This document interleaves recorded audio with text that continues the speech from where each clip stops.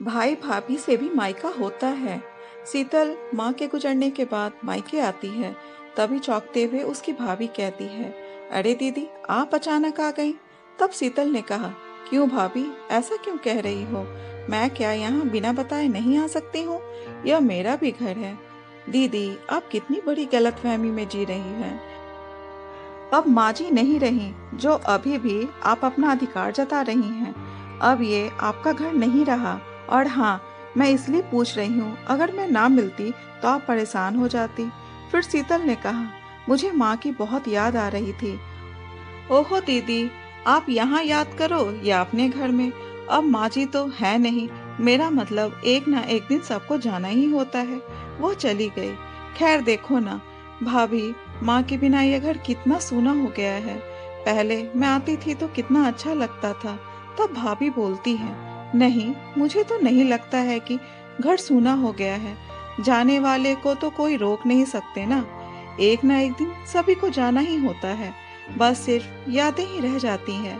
अच्छे कर्म करो, तुम सबके दिल में बसे रहते हो। बुरा व्यवहार होगा तो कड़वी यादें ही रह जाती है। वह कोई याद करना नहीं चाहता। आप बैठो, मैं पानी लेकर आती हूँ। अब शीतल को अपने घर में बिताया हुआ वो एक एक पल याद आने लगता है, जहाँ माँ बाप भाई बहन के साथ पली बड़ी। लेकिन आज वही जगह शीतल को अनजान सा लग रहा है। उन पुरानी यादों को याद करती हुई वो सिसक सिसक कर रोने लगती है और माँ के फोटो के आगे रो रो कर कहती है, माँ, तुम्हारे बिना यह घर बिल्कुल पराया और अनजान सा लग रहा है। ऐसा क्यों माँ? क्या माँ के होने तक ही मायका होता है? तभी भाभी पानी लेकर आ जाती है और कहती है, अरे धत दीदी, आप तो रोने ही लगी। आप मेरे दिल तक पहुँच ही नहीं पाई। ये क्या कह रही हो भाभी?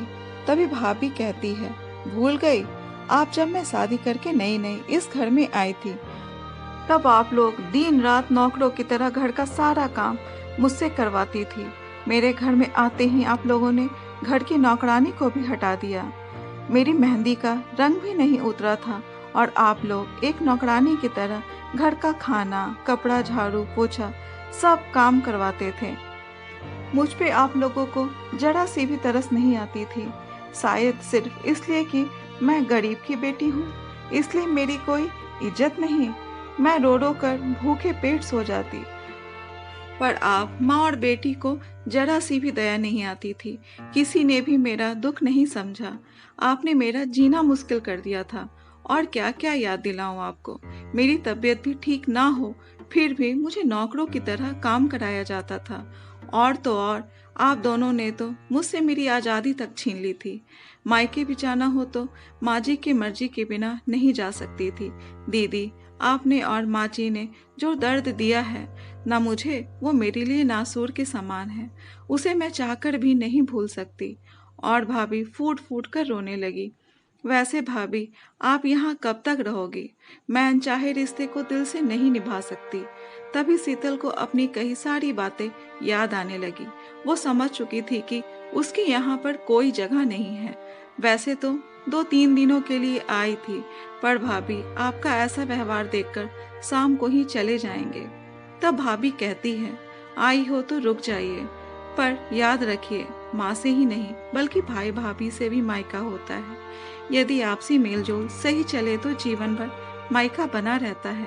एक दूसरे के सुख दुख में हम साथ देते हैं और इसलिए बहू को बेटी जैसा प्यार, इज्जत और सम्मान देना चाहिए। यदि आपका व्यवहार अच्छा ना होगा तो ना ही दिल में जगह रहेगी और न ही मायके में। इस तरह की कड़वी बातें सुनकर शीतल ने कहा, भाभी, जो बीत गया सो बीत गया। वह कड़वी यादों को भूलकर हम एक नई शुरुआत आज से ही तो कर सकते हैं ना। आने वाले कल के लिए मुझे मायका चाहिए, ताकि मैं आपके दिल में जगह बना सकूं। भाभी, मुझे माफ कर दो। मैं अब कभी भी ऐसा दुर्व्यवहार नहीं करूंगी। मुझे एक सबक मिल गया है कि अपना काम कराने के लिए माँ से जो शिकायत करती थी, उसी का परिणाम है कि आज आपके दिल में मेरे लिए इतनी करवाहट है। भाभी, मेरी अब यही कोशिश होगी कि कभी भी मेरी वजह से आपका दिल ना दुखे और ना ही मैं आपके दुख का कारण बनूं। भाभी, आप मुझे माफ करोगी ना? और फिर शीतल अपनी भाभी के गले लगकर रोने लगी। मुझे समझ आ गया कि सिर्फ माँ से ही नहीं बल्कि भाई भाभी से भी मायका होता है। जिस बेटी का मायका होता है उसकी अहमियत ससुराल में हमेशा बनी रहती है। दोस्तों, ये कहानी कैसी लगी कमेंट बॉक्स में जरूर बताएं, और अगर कहानी अच्छी लगी हो तो कहानी को लाइक, शेयर और चैनल को सब्सक्राइब जरूर करें। कहानी सुनने के लिए धन्यवाद।